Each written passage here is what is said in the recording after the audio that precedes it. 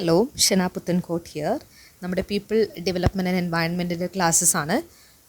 Natural hazards ആണ് നമ്മളിനി നോക്കാൻ പോകുന്നത്. അതായത് നാച്ചുറൽ ഹസാർഡ്സ് എന്ന് പറയുമ്പോൾ നാച്ചുറലി സംഭവിക്കുന്ന കലാമിറ്റീസിനെയാണ് നാച്ചുറൽ ഹസാർഡ്സ് എന്ന് പറയാം. ഓക്കെ, അപ്പോൾ അതിലൊരെണ്ണം എർത്ത്ക്വേക്കാണ്. എർത്ത്ക്വേക്ക് എന്ന് പറയുമ്പോൾ ഭൂമി ഒലിക്കം അല്ലേ, ജിയോ ഫിസിക്കലാണ്. അതായത് ഫിസിക്കലായിട്ടുള്ള ഭൂമിയിൽ ഫിസിക്കലായിട്ടുണ്ടാവുന്ന ചേഞ്ചസ് കാരണം ഉണ്ടാവുന്ന ഒരു ഹസാർഡാണ് എർത്ത്ക്വേക്ക് എന്ന് പറയുന്നത്. അതാണ് ജിയോ ഫിസിക്കൽ എന്ന് പറയുന്നത്. Geo is something related to earth അല്ലേ. ഫിസിക്കൽ എന്ന് പറയുമ്പോൾ ഫിസിക്കലായിട്ടുള്ള ചേഞ്ച്. അപ്പോൾ ഭൂമിയിൽ ഫിസിക്കലായിട്ടുള്ള ചേഞ്ച് കാരണം ഉണ്ടാകുന്ന ഒരു കലാമിറ്റിയാണ് എർത്ത്ക്വേക്ക് എന്ന് പറയുന്നത്. ഓക്കെ, ഇനി സീസ്മോളജി എന്ന് പറയുന്നത് എർത്ത്ക്വേക്കിനെ പറ്റിയിട്ടുള്ള പഠനത്തിനെയാണ് നമ്മൾ സീസ്മോളജി എന്ന് പറയുക. പാലിയോ സീസ്മോളജി എന്ന് പറയുന്നത് സ്റ്റഡി ഓഫ് പ്രീ ഹിസ്റ്റോറിക് എർത്ത്ക്വേക്സ്, അതായത് കുറേ മുന്നേ നടന്നിട്ടുള്ള എർത്ത്ക്വേക്കിനെ പറ്റിയിട്ടുള്ള പഠനത്തിനെയാണ് പാലിയോ സീസ്മോളജി എന്ന് പറയാം. ഇനി സീസ്മിക് വേവ് എന്ന് പറയുന്ന എർത്ത്ക്വേക്കിൽ ഉണ്ടാവുന്ന തരംഗങ്ങളാണ് അല്ലേ. ഭൂമിയിൽ ട്രെമർ ഉണ്ടാകുമ്പോഴാണ്, അതായത് ഭൂമി കുലുക്കം എന്ന് പറയുമ്പോൾ ഒരു വേവ് കാരണമാണ് ആ ഭൂമിയിൽ കുലുക്കം ഉണ്ടാകുന്നത്. അപ്പോൾ ആ വേവ് പലതരത്തിലാണ്. അതിന് സീസ്മിക് വേവ് എന്നാണ് പറയുക. സീസ്മിക് വേവ് 2 ടൈപ്സ് ആണ്. അതിൽ ഫസ്റ്റ് വൺ ബോഡി വേവ്സ് ആണ്. ബോഡി വേവ്സ് എന്ന് പറയുന്നത് it pass through the body of the earth, എർത്തിൻ്റെ ബോഡിയിലെ കൂടി കടന്നു പോകുന്ന വേവിനെയാണ് നമ്മൾ ബോഡി വേവ് എന്ന് പറയാം. They are again classified into primary or longitudinal wave and secondary or transverse wave. അപ്പോൾ ഈ ബോഡി വേവിനെ ലോഞ്ചിറ്റ്യൂഡിനൽ വേവ് എന്നും അതുപോലെ തന്നെ ട്രാൻസ്വേഴ്സ് വേവ് എന്നും പറയും. ലോഞ്ചിറ്റ്യൂഡിനൽ എന്ന് പറയുമ്പോൾ ലെങ്ത് വൈസ് അല്ലേ, നീളത്തിൽ പോകുന്നതാണ്. ട്രാൻസ്വേഴ്സ് എന്ന് പറയുമ്പോൾ എന്താണ്, സിഗ്സാഗ് ആയിട്ട് പോകുന്നതാണ്. അപ്പോൾ ഇങ്ങനെ 2 തരത്തിലാണ് ബോഡി വേവ് ഉണ്ടാവുക. അതായത് ബോഡിക്ക് പാരലായിട്ട് ലോഞ്ചിറ്റ്യൂഡിനലായിട്ട് പോവും, അതുപോലെ തന്നെ ട്രാൻസ്വേഴ്സ് ആയിട്ട് സിഗ്സാഗ് ഷേപ്പായിട്ട് പോവും. ഓക്കെ, ഇനി അടുത്ത ടൈപ്പ് ഓഫ് വേവ് ആണ് സർഫസ് വേവ് എന്ന് പറയുന്നത്. ഇറ്റ് ട്രാവൽസ് അലോങ് എർത്തിൻ്റെ ക്രസ്റ്റ്. മറ്റേത് ഭൂമിയുടെ ഉള്ളിലൂടെ പോകുന്നതാണ് ബോഡി വേവ്സ് എന്ന് പറയുന്നത്. അതായത് ഭൂമിക്ക് അകത്തേ കൂടെ പോകുന്നതാണ്. അതിൽ തന്നെ ഭൂമിക്ക് അകത്തേ കൂടെ ലോഞ്ചിറ്റ്യൂഡിനലായിട്ട് സ്ട്രെയിറ്റ് ലൈൻ ആയിട്ട് പോകുന്നത് ലോഞ്ചിറ്റ്യൂഡിനൽ വേവും, ട്രാൻസ്വേഴ്സ് എന്ന് പറയുന്നത് സിഗ്സാഗ് ആയിട്ട് ഭൂമിയുടെ ഉള്ളിലേ കൂടി കടന്നു പോകുന്ന വേവുകളെ നമ്മൾ ട്രാൻസ്വേഴ്സ് വേവ് എന്നും പറയും. ഓക്കെ, പ്രൈമറി അല്ലെങ്കിൽ സെക്കൻഡറി. അപ്പോൾ ബോഡി വേവ് എന്ന് പറയുന്നത് ഭൂമിയുടെ ഉള്ളിലേ കൂടെ കടന്നു പോകുന്നതാണ്. സർഫസ് വേവ് എന്ന് പറയുന്നത് എർത്തിൻ്റെ ക്രസ്റ്റിലെ മുകളിലേ കൂടി പോകുന്ന വേവാണ്. അതായത് ഭൂമിക്ക് അകത്തേക്ക് പോകുന്നില്ല, ഭൂമിയുടെ പ്രതലത്തിൻ്റെ മുകളിലേ കൂടി പാരലലി പോകുന്ന വേവാണ് സർഫസ് വേവ് എന്ന് പറയുന്നത്. ഓക്കെ, അപ്പോൾ it is more dangerous than body waves. അതായത് സർഫസ് വേവിനേക്കാളും ബോഡി വേവിനേക്കാളും ഡേഞ്ചറസ് ആണ് സർഫസ് വേവ് എന്ന് ഓർത്തിരിക്കുക. It vibrate the ground horizontally and vertically. അതായത് ഇങ്ങനെ സർഫസ് വേവിൻ്റെ ഒരു പ്രത്യേകത എന്താണെന്ന് വെച്ചിട്ടുണ്ടെങ്കിൽ ഇത് ബോഡി വേവിനേക്കാളും പ്രശ്നക്കാരാണ്. നമ്മൾ ശരിക്കും ഭൂമിയുടെ അകത്തേക്കൂടെ പോകുമ്പോൾ അതാണ് ഡേഞ്ചറസ് എന്നല്ല, ഭൂമിയുടെ പ്രതലത്തിൻ്റെ മുകളിലേക്കൂടെ പോകുമ്പോഴാണ് ഏറ്റവും ഡേഞ്ചറസ്. അതായത് സർഫസ് വേവുകളാണ് ഡേഞ്ചറസ്. അത് ഭൂമിയെ വൈബ്രേറ്റ് ചെയ്യിപ്പിക്കും. എങ്ങനെ, ഹൊറിസോണ്ടലിയും വെർട്ടിക്കലിയും വൈബ്രേറ്റ് ചെയ്യിപ്പിക്കും. അങ്ങനെ വൈബ്രേറ്റ് ചെയ്യുമ്പോഴാണ് എന്ത്, റിച്ചർ സ്കെയിലിൽ വളരെ ഹൈ ഇത് കാണിക്കുന്നത് അല്ലേ. റിച്ചർ സ്കെയിലാണ് നമ്മുടെ എർത്ത്ക്വേക്ക് എത്രത്തോളം തീവ്രതയുണ്ട് എന്ന് അളക്കാൻ യൂസ് ചെയ്യുന്നൊരു സ്കെയിലാണ് Richter scale. Their amplitude decreases with increasing depth into the earth. എർത്തിലേക്ക് എത്രത്തോളം ഡെപ്തിലേക്ക് പോകുന്നോ അതിനനുസരിച്ച് അതിൻ്റെ ആംപ്ലിറ്റ്യൂഡ് ഇൻക്രീസ് ചെയ്യുന്നതാണ്. ആംപ്ലിറ്റ്യൂഡ് എന്ന് അതിൻ്റെ തീവ്രത വർദ്ധിക്കും. Okay, further divided into Love waves and Rayleigh waves. അതായത് സർഫസ് വേവിനെ നമുക്ക് 2 ആയിട്ട് വീണ്ടും ഡിവൈഡ് ചെയ്യാം. ലവ് വേവ് എന്നും സർഫസ് വേവ് എന്നും റാലി വേവ് എന്നും. ലവ് വേവ് എന്താണ്, side to side movement or horizontal motion. അതായത് നമ്മൾ നേരത്തെ പറഞ്ഞു സർഫസ് വേവ് എന്ന് പറയുമ്പോൾ ഭൂമി ഹൊറിസോണ്ടലിയും വെർട്ടിക്കലിയും വൈബ്രേറ്റ് ചെയ്യാം. അതായത് വേവ്സ് ഹൊറിസോണ്ടലിയും വെർട്ടിക്കലിയും വൈബ്രേറ്റ് ചെയ്യാം. ഭൂമിയുടെ ഉപരിതലത്തിലാണ് അത് ട്രാവൽ ചെയ്യുന്നതെന്നും പറഞ്ഞു. ഓക്കെ, അപ്പോൾ ഈ ലവ് വേവ്സ് എന്ന് പറയുന്നത് സൈഡ് ടു സൈഡ് മൂവ്മെൻ്റ് ആണ്, അഥവാ ഹൊറിസോണ്ടൽ മോഷൻ ആണ്. ഇനി റാലി വേവ് എന്ന് പറയുന്നത് എന്താണ്, അപ്പ് ആൻഡ് ഡൗൺ ആണ്, അഥവാ വെർട്ടിക്കൽ മോഷൻ ആണ് എന്നുള്ളതും ഓർത്തിരിക്കുക. ഓക്കെ, അപ്പോൾ ഇതാണ് എർത്ത്ക്വേക്കിനെ പറ്റിയിട്ട് മെയിനായിട്ട് മനസ്സിലാക്കേണ്ട കാര്യം. ഇനി എർത്ത്ക്വേക്കിൻ്റെ ഇൻറ്റൻസിറ്റി മെഷർ ചെയ്യാൻ വേണ്ടിയിട്ട് നമ്മൾ യൂസ് ചെയ്യുന്ന 2 ടെക്നീക്കുകളാണ് റിച്ചർ സ്കെയിലും അതുപോലെ തന്നെ മോഡിഫൈഡ് മെർസർലി സ്കെയിലും. റിച്ചർ സ്കെയിൽ നമുക്ക് പൊതുവേ അറിയാം, നമ്മൾ വളരെ ഫെമിലിയർ ആയിട്ടുള്ള ഒരു മെത്തേഡാണ്. എർത്ത്ക്വേക്കിന് എത്രത്തോളം തീവ്രതയുണ്ട് എന്ന് മെഷർ ചെയ്യാൻ വേണ്ടിയിട്ട് ഉപയോഗിക്കുന്ന ഒരു മെത്തേഡാണ് റിച്ചർ സ്കെയിൽ എന്ന് പറയുന്നത്. അപ്പോൾ ഈ റിച്ചർ സ്കെയിലിൽ 8 അതിലധികമോ ആണ് റീഡിംഗ് കാണിക്കുന്നതെങ്കിൽ എർത്ത്ക്വേക്ക് വളരെ തീവ്രമാണെന്നാണ് നമ്മൾ മനസ്സിലാക്കേണ്ടത്. ഇനി 7നും 7.9നും ഇടയിലാണ് റിച്ചർ സ്കെയിലിൽ മെഷർ കാണിക്കുന്നതെങ്കിൽ മേജർ എർത്ത്ക്വേക്ക് ആണെന്ന് മനസ്സിലാക്കണം. 6നും 6.9 ആണെങ്കിൽ സ്ട്രോങ് ആണ്. 5നും 5.9നും ഇടയ്ക്കാണെങ്കിൽ അത് മോഡറേറ്റ് ആണ്. 4നും 4.9നും ഇടയിലാണെങ്കിൽ അത് ലൈറ്റ് ആണ്. 3നും 3.9 ആണെങ്കിൽ എന്താണ്, മൈനർ ആയിട്ടുള്ള എർത്ത്ക്വേക്ക് ആണ്. അപ്പോൾ ഈ റിച്ചർ സ്കെയിലിൻ്റെ മെഷർമെൻറ്റ് മെഷർമെൻ്റ് അനുസരിച്ചിട്ടാണ് നമ്മൾ ഭൂമി കുലുക്കത്തിൻ്റെ തീവ്രത മനസ്സിലാക്കുന്നത് എന്ന് ഓർത്തിരിക്കാം. ഇനി വേറൊരു മെത്തേഡാണ് മോഡിഫൈഡ് മെഴ്സല്ലി സ്കെയിൽ എന്ന് പറയുന്നത്. എർത്ത് തീവ്രത അളക്കാനുള്ള മറ്റൊരു മാർഗ്ഗമാണ് മോഡിഫൈഡ് മെഴ്സല്ലി സ്കെയിൽ എന്ന് പറയുന്നത്. അതെന്താണ്? It expresses the intensity of earth quakes effect on people, structure and earth surface on A scale from 1 to 12, Roman letter 1 to 12. അതായത് ഇവിടെ ഭൂമി കുലുക്കത്തിൻ്റെ തീവ്രത മാത്രമാണ് അളക്കുന്നതെങ്കിൽ മോഡിഫൈഡ് മെഴ്സല്ലി സ്കെയിലിൽ അത് എത്രത്തോളം ആ പ്രദേശത്തെ ജനങ്ങളെ ബാധിച്ചു, അല്ലെങ്കിൽ എർത്തിൻ്റെ സ്ട്രക്ചറിനെ ബാധിച്ചു, എർത്തിൻ്റെ സർഫസിനെ ബാധിച്ചു എന്നതിൻ്റെ മെഷർമെൻ്റാണ് മോഡിഫൈഡ് മെഴ്സല്ലി സ്കെയിൽ എന്ന് പറയുന്നത്. അവിടെ കുറച്ചും കൂടി ഒരു സോഷ്യോ ഇക്കണോമിക് ആസ്പെക്റ്റും കൂടി മുൻനിർത്തിക്കൊണ്ടാണ് നമ്മൾ ആ സ്കെയിലിൽ മെഷർമെൻറ്റ് നോക്കുന്നത് എന്നുള്ളത് മനസ്സിലാക്കാം. മറ്റേത് എത്രത്തോളം അളവിൽ ഭൂമിക്ക് കുലുക്കം ഉണ്ടായി എന്നുള്ളതാണ് റിച്ചർ സ്കെയിലിൽ മെഷർ ചെയ്യുന്നതെങ്കിൽ മോഡിഫൈഡ് മെഴ്സല്ലി സ്കെയിലിൽ അത് എത്രത്തോളം ജനങ്ങളെ ബാധിച്ചു, എർത്തിൻ്റെ സ്ട്രക്ചറിനെ അത് എത്രത്തോളം ബാധിച്ചു, എർത്തിൻ്റെ സർഫസിനെ എത്രത്തോളം ബാധിച്ചു എന്നുള്ളത് from the scale 1 to 12 measure ചെയ്യുന്നതാണ് മോഡിഫൈഡ് മെഴ്സല്ലി സ്കെയിൽ എന്ന് പറയുന്നത്. ഓക്കെ, ഇനി മോഡിഫൈഡ് മെഴ്സല്ലി സ്കെയിൽ റീഡിംഗ് 6 ആണെങ്കിൽ ആ സോണ് 2 എന്നാണ് നമ്മൾ അടയാളപ്പെടുത്തുക. ഇനി മെഴ്സല്ലി സ്കെയിൽ 7 ആണെങ്കിൽ സോണ് 3 ആണ്. മെഴ്സല്ലി സ്കെയിലിൽ 8 ആണെങ്കിൽ സോണ് 4 ആണ്. 9നും അതിന് മുകളിലുമാണ് മെഴ്സല്ലി സ്കെയിൽ റീഡിംഗ് എങ്കിൽ അത് സോൺ 5 വരിക. അങ്ങനെ ഭൂമിയെ നമ്മളിങ്ങനെ സോൺ 2, 3, 4, 5 എന്നായിട്ട് എന്ത് ചെയ്തിട്ടുണ്ട്? ഡിവൈഡ് ചെയ്തിട്ടുണ്ട് എന്നുള്ള കാര്യം കൂടെ മനസ്സിലാക്കാം. ഓക്കെ, അടുത്ത ഒരു നാച്ചുറൽ കലാമിറ്റിയാണ് സുനാമി എന്ന് പറയുന്നത്. സുനാമിയും നമ്മൾ നേരത്തെ എർത്ത് ക്വേക്ക് പറഞ്ഞ പോലെ തന്നെ ജിയോ ഫിസിക്കലാണ് എന്നുള്ളത് മനസ്സിലാക്കുക. അതായത് ഭൂമിയിൽ ഫിസിക്കലായിട്ടുള്ള മാറ്റം ഉണ്ടാവുമ്പോഴാണ് സുനാമി ഉണ്ടാവുന്നത് എന്നുള്ള കാര്യം ഓർത്തിരിക്കുക. അപ്പോൾ സുനാമി എന്ന് പറയുന്ന വേർഡ് ഡിറൈവ് ചെയ്തത് ജാപ്പനീസ് ടേമിൽ നിന്നാണ്. സു എന്ന് പറഞ്ഞാൽ ഹാർബർ എന്നും നാമി എന്ന് പറഞ്ഞാൽ വേവ് എന്നുമാണ്. അതായത് ഭൂമിക്കടിയിൽ ഭൂമി കുലുക്കം, അതായത് കടലിനടിയിൽ ഭൂമി കുലുക്കം ഉണ്ടാവുമ്പോഴാണ് എന്തുണ്ടാവുന്നത്? സുനാമി ഉണ്ടാവുന്നത്. ഓക്കെ, അപ്പോൾ അതാണ് സുനാമി എന്ന് പറയുന്നത്. എഗെയിൻ അതും എന്താണ്? ഒരു ജിയോ ഫിസിക്കൽ ആയിട്ടുള്ള നാച്ചുറൽ ഹസാർഡാണ് എന്ന് ഓർത്തിരിക്കാം. ഇനി മൂന്നാമത്തെ നാച്ചുറൽ ഹസാർഡാണ് വോൾക്കാനോ ഇറപ്ഷൻ, അല്ലേ, അഗ്നിപർവ്വതം എന്ന് പറയുന്നത്.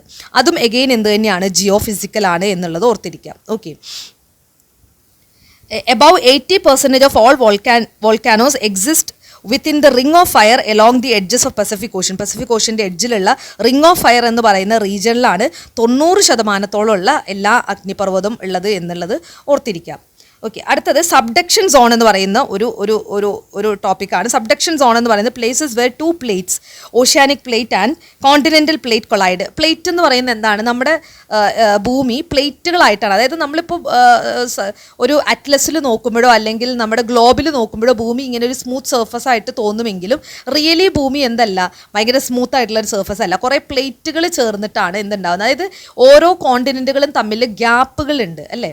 അപ്പം നമ്മളിങ്ങനെ അപ്പം കേരളം കഴിഞ്ഞിട്ട് തമിഴ്നാട് തുടങ്ങുന്നിടത്ത്, അതായത് അല്ലെങ്കിൽ ഒരു രാജ്യം കഴിഞ്ഞിട്ട് അല്ലെങ്കിൽ ഒരു കോണ്ടിനെൻറ്റ് കഴിഞ്ഞിട്ട് മറ്റൊരു കോണ്ടിനെൻറ്റിലേക്ക് ചേർന്ന് നിൽക്കുകയല്ല. അതായത് ഈ ഭൂമിയിൽ കുറേ ഗ്യാപ്പുകളുണ്ട്. അതിനെയാണ് നമ്മൾ പ്ലേറ്റുകൾ എന്ന് പറയുന്നത്. അപ്പോൾ ആ പ്ലേറ്റുകൾ തമ്മിൽ കൊളൈഡ് ചെയ്തുകൊണ്ടിരിക്കുകയാണ്. ഈ കൊളീഷനാണ് വോൾക്കാനോ. അതായത് ഈ 2 പ്ലേറ്റുകൾ തമ്മിൽ കൊളൈഡ് ചെയ്യുമ്പോഴാണ് ഈ പർവ്വതം ഒക്കെ ഉണ്ടാവുന്നതൊക്കെ അങ്ങനെ തന്നെയാണ്. അതായത് 2 പ്ലേറ്റുകൾ തമ്മിൽ കൊളൈഡ് ചെയ്തിട്ട് അതിങ്ങനെ പൊങ്ങി വന്നു കഴിഞ്ഞിട്ടാണ് പർവ്വതങ്ങളൊക്കെ ഉണ്ടാകുന്നത്. ഇപ്പോൾ ഹിമാലയ ഒക്കെ ഉണ്ടായത് 2 പ്ലേറ്റുകൾ തമ്മിൽ കൊളൈഡ് ചെയ്തിട്ടാണെന്നാണ് പറയുന്നത്. അപ്പോൾ അതേപോലെ തന്നെ 2 പ്ലേറ്റുകൾ കൊളൈഡ് ചെയ്യുമ്പോൾ എന്തുണ്ടാവും? വോൾക്കാനിക് ഇറപ്ഷൻ ഉണ്ടാവാനുള്ള ചാൻസ് ഉണ്ട്.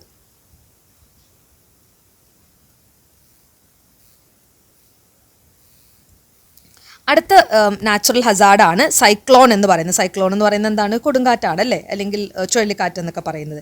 അത് മെറ്റീരിയോളജിക്കലാണ്. അത് ക്ലൈമറ്റുമായി ബന്ധപ്പെട്ടിട്ടുള്ള ഒരു നാച്ചുറൽ ഹസാർഡാണെന്ന് മനസ്സിലാക്കുക. ഈ സൈക്ലോണിന് പല പേരുകളിലാണ് പല രാജ്യങ്ങളിലും അറിയപ്പെടുന്നത്. കരീബിയനിൽ അതിനെ ടൈഫൂൺസ് എന്നും ഹുരിക്കെയിൻ എന്നും വിളിക്കും. അതുപോലെ തന്നെ കരീബിയനിൽ ഗൾഫ് ഓഫ് മെക്സിക്കോയിലും. പിന്നെ സൗത്ത് അമേരിക്കയിൽ ടൊർണാഡോ എന്നാണ് വിളിക്കുന്നത്. പിന്നെ ഇന്ത്യയിൽ ട്രോപ്പിക്കൽ സൈക്ലോൺ എന്ന് വിളിക്കും. ഓസ്ട്രേലിയയിൽ വില്ലി എന്ന് വിളിക്കും. ഇതെല്ലാം എന്ത് തന്നെയാണ്? സൈക്ലോൺ തന്നെയാണ്, അഥവാ ചുഴലിക്കാറ്റ് തന്നെയാണെന്നുള്ള കാര്യം ഓർത്തിരിക്കുക. അപ്പോൾ ഓരോ രാജ്യത്തിലും ചുഴലിക്കാറ്റിന് വ്യത്യസ്ത പേരുകളാണ് എന്നുള്ള കാര്യം ഒന്ന് നോട്ട് ചെയ്ത് വെക്കുക. അടുത്തത് ഫ്ലഡാണ്. അടുത്ത നാച്ചുറൽ ഹസാർഡ് ഫ്ലഡാണ്. ഫ്ലഡ് എന്ന് പറയുന്നത് എന്താണ്? വെള്ളപ്പൊക്കമാണ്, അല്ലേ. ഹൈഡ്രോളജിക്കലാണ്, വെള്ളവുമായി ബന്ധപ്പെട്ടതായതുകൊണ്ട് തന്നെ ഹൈഡ്രോളജിക്കലാണ്. ഇനി ഫ്ലഡ് തന്നെ ഫ്ലാഷ് ഫ്ലഡ് ഉണ്ട്, റിവറൈൻ ഫ്ലഡ് ഉണ്ട്, ഏർബൻ ഫ്ലഡ് ഉണ്ട്. ഫ്ലാഷ് ഫ്ലഡ് എന്ന് പറയുന്നത് നിൽക്കാതെ മഴ പെയ്യുമ്പോൾ പെട്ടെന്ന് ഉണ്ടാകുന്ന വെള്ളപ്പൊക്കമാണ് ഫ്ലാഷ് ഫ്ലഡ് എന്ന് പറയുന്നത്. പെട്ടെന്ന് ഫ്ലാഷ് അല്ലേ? അതായത് നിൽക്കാതെ മഴ പെയ്ത് കഴിയുമ്പോൾ പെട്ടെന്ന് വെള്ളം ഭൂമിയിലേക്ക് ഇറങ്ങി പോകാൻ പറ്റാത്ത സിറ്റുവേഷൻ വരുമ്പോൾ അവിടെ ഫ്ലഡ് ഉണ്ടാകുന്നതാണ്.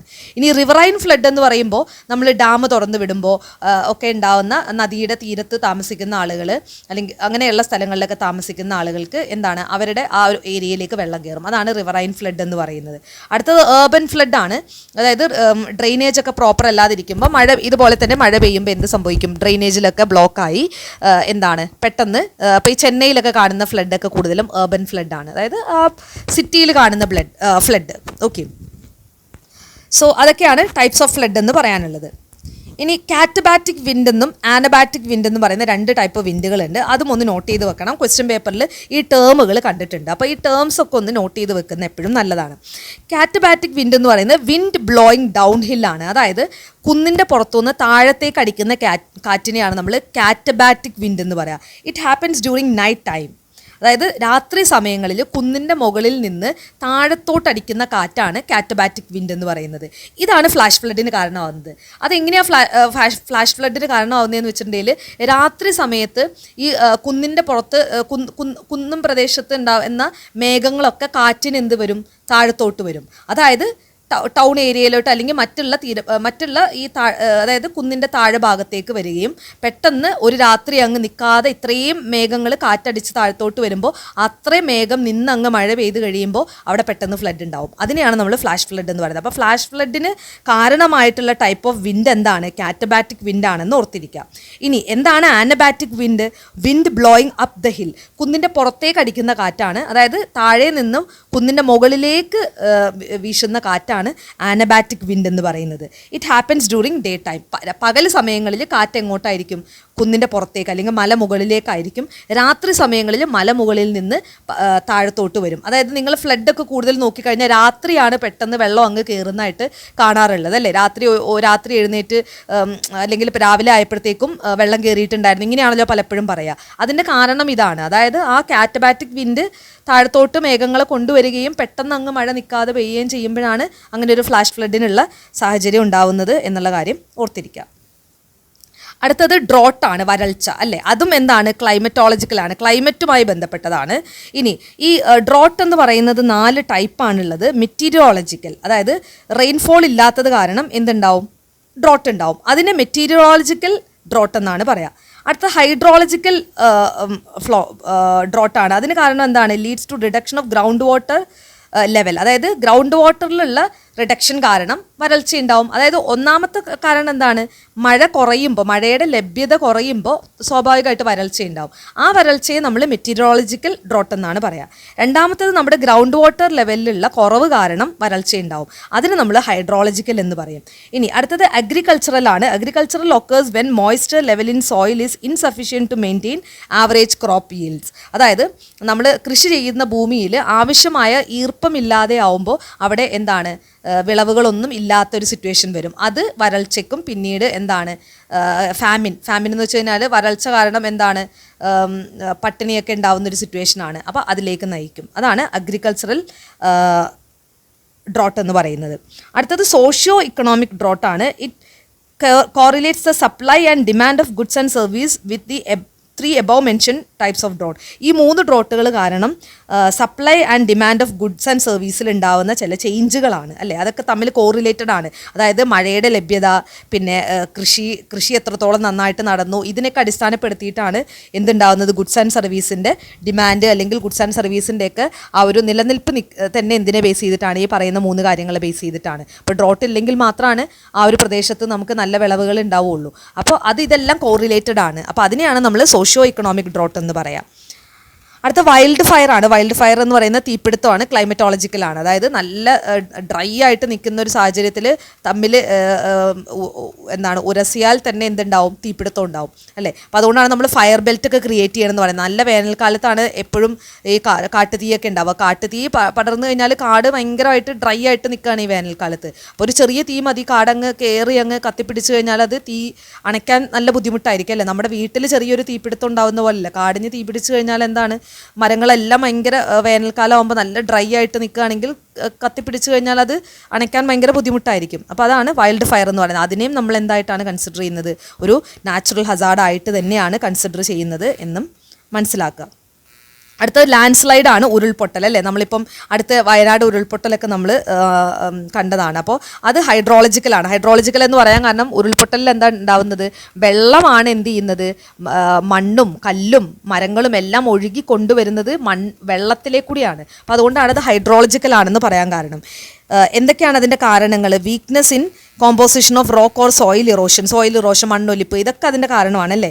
ഇൻറ്റൻസ് റെയിൻഫോൾ, നല്ല മഴ നിൽക്കാതെ പെയ്തുകൊണ്ടിരിക്കുകയാണെങ്കിലും ഈ പറയുന്ന പോലെ ലാൻഡ് സ്ലൈഡൊക്കെ ഉണ്ടാവാൻ ചാൻസ് ഉണ്ട്. ഹ്യൂമൻ എക്സ്കവേഷൻ, നമ്മൾ മണ്ണൊക്കെ മാന്തി എടുക്കുമ്പോൾ, അതായത് കുന്നൊക്കെ നമ്മൾ മാന്തി എടുക്കുന്ന സമയത്തൊക്കെയാണ്. അപ്പം മേപ്പാടി സ്ഥലങ്ങളിലൊക്കെ എന്താണ് എക്സ്കവേഷനൊക്കെ നടന്നതിൻ്റെ ഭാഗമായിട്ടാണ് ഈ പറയുന്നതൊക്കെ ഉണ്ടായത്. നിങ്ങൾ ഏത് സ്ഥലം നോക്കിക്കഴിഞ്ഞാലും ഒരുപാട് കൺസ്ട്രക്ഷൻ ഈ ഹില്ലി ഏരിയയിൽ നടന്നിട്ടുണ്ടെങ്കിൽ ആണ് ഈ ലാൻഡ് സ്ലൈഡിനുള്ള സാധ്യത വളരെ കൂടുതലാവുന്നത്. അതുപോലെ തന്നെ എർത്ത് ക്വേക്കും ഒരു കാരണമാണ്. ഭൂമികുലുക്കം ഉണ്ടായി കഴിഞ്ഞാലും ഈ കുന്നിൻ്റെ പുറത്തുള്ള കല്ലും മണ്ണും എല്ലാം ആ ട്രെമറിൽ എന്ത് ചെയ്യും, താഴോട്ട് ഒഴുകി അങ്ങ് വരും. അതിൻ്റെ കൂടെ മഴയും കൂടെ ഉണ്ടെങ്കിൽ എന്താണ്, അങ്ങനെ അത് സംഭവിക്കും.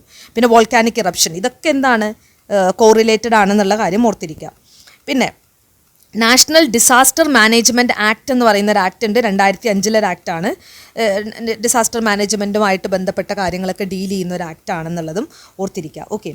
The high power committee on disaster management in 2001 suggested following levels four disaster management. അതായത് നമ്മൾ ഇപ്പോൾ ഈ വയനാട് ഈ ഇഷ്യൂ വന്നു കഴിഞ്ഞപ്പോൾ തന്നെ അതിനെ ദേശീയ ദുരന്തമായിട്ട് പ്രഖ്യാപിക്കണം എന്നുള്ള ചർച്ചകളൊക്കെ നമ്മൾ കണ്ടതാണ് അല്ലേ. അപ്പോൾ ഒരു ദുരന്തത്തിനെ ദേശീയ ദുരന്തമായിട്ട് പ്രഖ്യാപിക്കണമെങ്കിൽ അതിന് ചില ക്രൈറ്റീരിയ ഉണ്ട്. അപ്പോൾ അത് ആണ് ഇവിടെ പറയുന്നത്. അതായത് ഇപ്പം ലെവൽ LO ആണെങ്കിൽ അതെന്താണ്, പീരീഡ് ഓഫ് നോർമൽസി ആണ്. അതായത് ലെവൽ LO എന്ന് പറയുന്നത് എന്താണ്, നോർമൽ ഇതാണ്. അതായത് ആ ഒരു കലാമിറ്റി ഉണ്ടായിട്ടുണ്ടെങ്കിൽ അത് LOയിലാണെങ്കിൽ അതൊരു നോർമൽ പീരീഡ് ആയിട്ടാണ് നമ്മൾ അതിനെ കൺസിഡർ ചെയ്യുക. പിന്നെ അടുത്തത് ഡിസ്ട്രിക്ട് ലെവൽ മാനേജ്മെൻ്റ് ആണ്. സെക്കൻഡ് ലെവലാണെങ്കിൽ ഡിസ്ട്രിക്ട് ലെവൽ മാനേജ്മെൻ്റ് ആണ്. മൂന്നാമത്തത് എന്താണ്, L2 ആണ്, സ്റ്റേറ്റ് ലെവൽ മാനേജ്മെൻറ്റ്.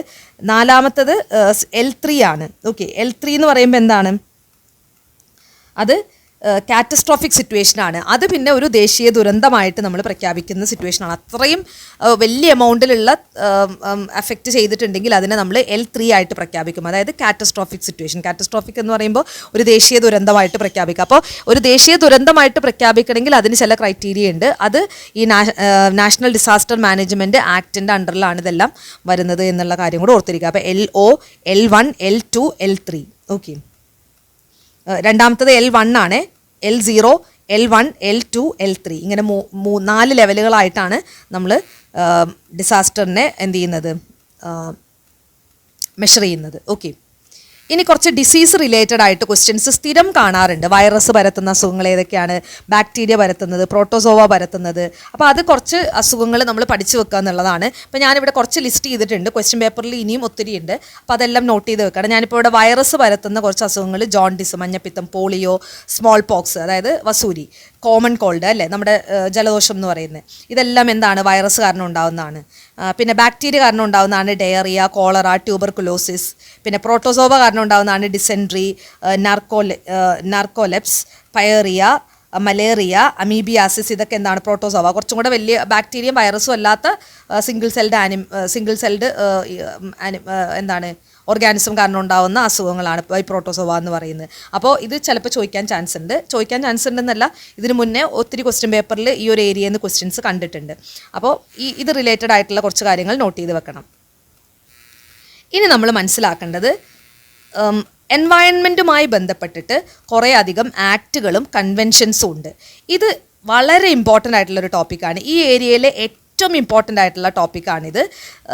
അതിൽ നമ്മൾ ഒരു ആക്ട് പറഞ്ഞിട്ട് നമുക്ക് ക്ലാസ് കൺക്ലൂഡ് ചെയ്യാം. ബാക്കി കുറച്ച് ആക്റ്റും കൂടെ പറയാനുണ്ട്. ആ ആക്റ്റും കൂടെ പറഞ്ഞു കഴിയുമ്പോഴത്തേക്കും നമ്മുടെ ടോപ്പിക്സ് തീരും. പീപ്പിൾ ഡെവലപ്മെൻറ്റ് ആൻഡ് എൻവയൺമെൻറ്റിലെ ടോപ്പിക്സ് തീരും. അപ്പം നമുക്ക് എർത്ത് സമ്മിറ്റ് പറഞ്ഞിട്ട് നിർത്താം. എർത്ത് സമ്മിറ്റ് അഥവാ Rio summit. Okay. International environmental ട്രീറ്റിയാണ്. ഇതൊരു ഇൻ്റർനാഷണൽ എൻവയൺമെൻറ്റൽ ട്രീറ്റിയാണ്. UN conference on environment and development held on Rio de Janeiro in June 1992. 1992 Rio de ജനേറിയോയിൽ വെച്ച് നടന്നിട്ടുള്ള ഒരു സമ്മിറ്റാണ് എർത്ത് സമ്മിറ്റ് അഥവാ റിയോ സമ്മിറ്റ് എന്നറിയപ്പെടുന്നത്. It resulted in the following documents. ഇത് എന്തൊക്കെ കാര്യത്തിലേക്ക് എത്തിച്ചു എന്നുള്ളതാണ് അടുത്ത് പറയാൻ പോകുന്നത്. ഓക്കെ.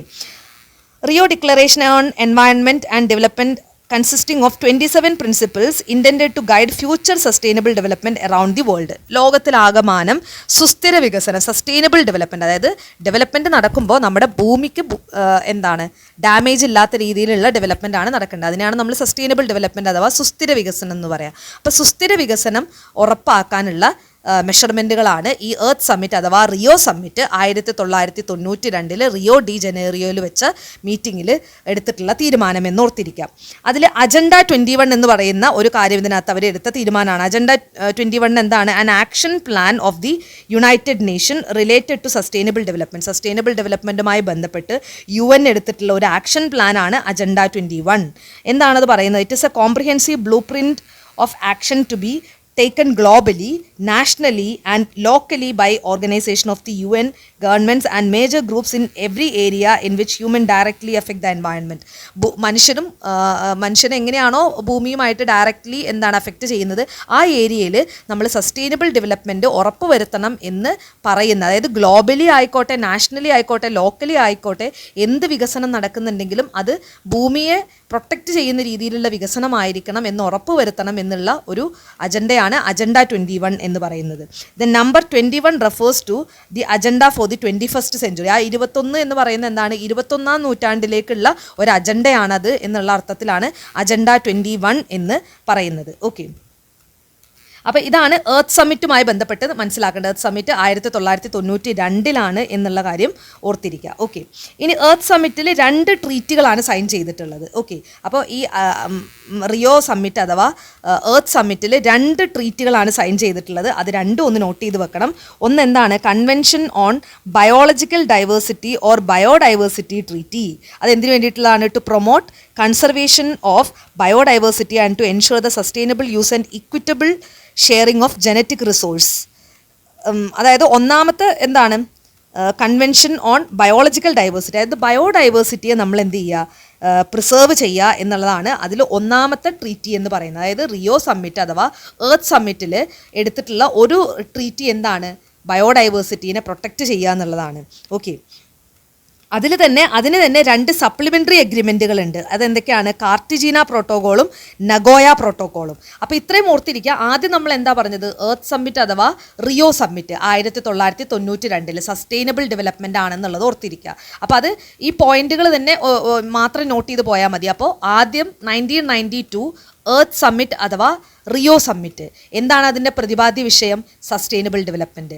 അതിൽ 2 ട്രീറ്റികളാണ് ഒപ്പിട്ടത്, 2 ട്രീറ്റികളാണ് സൈൻ ചെയ്തത്. ഒന്നാമത്തെ എന്താണ്? Convention on biological diversity or biodiversity treaty. രണ്ടാമത്തത് UNFCCC united nations framework convention on climate change. അത് എന്തുമായിട്ട് ബന്ധപ്പെട്ടായിരിക്കും? ക്ലൈമറ്റ് ചേഞ്ച് അല്ലേ? അപ്പോൾ എർത്ത് സമ്മിറ്റ് അഥവാ റിയോ സമ്മിറ്റ് 1992 2 ട്രീറ്റിയാണ് സൈൻ ചെയ്തത്. ഒന്നാമത്തത് എന്താണ്? Convention on biological diversity or biodiversity. രണ്ടാമത്തത് UNFCCC. അതിൽ convention on biological diversity or ബയോഡൈവേഴ്സിറ്റി ട്രീറ്റിയിൽ 2 കാര്യങ്ങളാണ് അഗ്രിമെൻറ്റിൽ ഉണ്ടായിരുന്നത്: കാർട്ടിജീന പ്രോട്ടോക്കോളും നഗോയ പ്രോട്ടോക്കോളും. ഇനി UNFCCC എന്നത് എന്താണ്? ക്ലൈമറ്റ് ചേഞ്ചുമായി ബന്ധപ്പെട്ടതാണ് എന്നുള്ളത് ഓർത്തിരിക്കുക. ഓക്കെ, ഇനി ഈ UNFCCCയുടെ മെയിൻ അജണ്ട എന്താണ്? ഗ്രീൻ ഹൗസ് ഗ്യാസിൻ്റെ കോൺസെൻട്രേഷൻ കുറയ്ക്കുക എന്നുള്ളതാണ്. ഓക്കെ, പിന്നെ ഈ എർത്ത് സമ്മിറ്റ് അഥവാ റിയോ സമ്മിറ്റിൽ 195 പാർട്ടികളാണ് ഈ കൺവെൻഷനിലുള്ളത് എന്നുള്ള കാര്യം കൂടെ ഓർത്തിരിക്കാം. ഓക്കെ, പിന്നെ UNFCCയുടെ അമെൻമെൻറ്റ്, അതിലുണ്ടായ ഭേദഗതിയിലാണ് ക്യോട്ടോ പ്രോട്ടോക്കോളും പാരീസ് അഗ്രിമെൻ്റ് ഓൺ ക്ലൈമറ്റ് ചേഞ്ചും വന്നിട്ടുള്ളത് എന്ന് ഓർത്തിരിക്കുക. അത് നമ്മൾ ഡീറ്റെയിൽ ആയിട്ട് അടുത്തതിൽ പറയും. ഓക്കെ, അപ്പോൾ UNFCCCയിലുണ്ടായ അമെൻമെൻറ്റ് എന്ന് വെച്ച് കഴിഞ്ഞാൽ ഭേദഗതി, തിരുത്ത് അല്ലേ?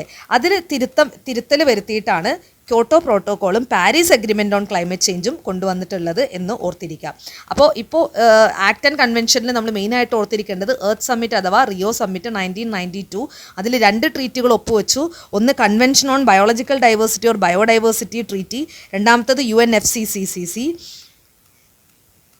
കൺവെൻഷൻ ഓൺ ബയോളജിക്കൽ ഡൈവേഴ്സിറ്റിയിൽ 2 സപ്ലിമെൻ്ററി എഗ്രിമെൻ്റ് ആണ് കാർട്ടിജീന പ്രോട്ടോക്കോളും നഗോയ പ്രോട്ടോക്കോളും.